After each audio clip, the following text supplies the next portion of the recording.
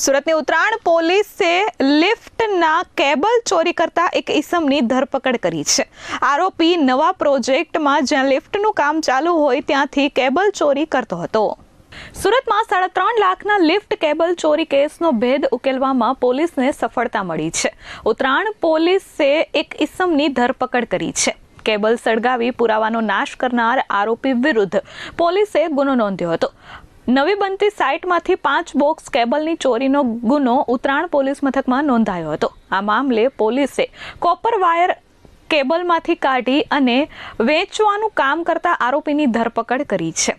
પોલીસે સંજય નટ્ટુ દંતાણીની ધરપકડ કરી કાયદેસરની કાર્યવાહી હાથ ધરી છે. અત્રે ઉલ્લેખનીય છે કે આરોપીએ કાંસા CLO રેસિડેન્સી પ્રોજેક્ટમાંથી કેબલ ચોરી કરી હતી.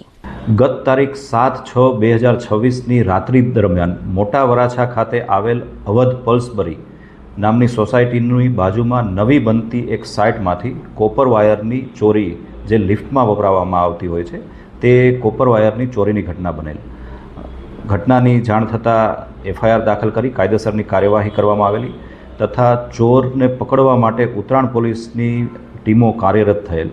હ્યુમન ઇન્ટેલિજન્સના આધારે આ ગુનામાં સંજય દેવીપૂજક નામના એક વ્યક્તિની સંડોવણી હોવાનું સામે આવેલું અને ટીમો દ્વારા આ આરોપીની ધરપકડ પણ કરવામાં આવેલ છે.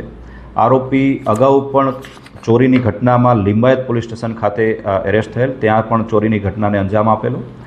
સંજય દેવીપૂજકની હાલમાં ધરપકડ કરી તેની પાસેથી જે કોપર વાયર છે તે ઓગાળી અને બનાવવામાં આવેલ કોપરને પણ રિકવર કરવામાં આવેલ છે.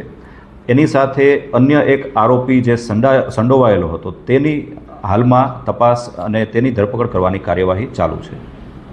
Bureau report S24 news Surat.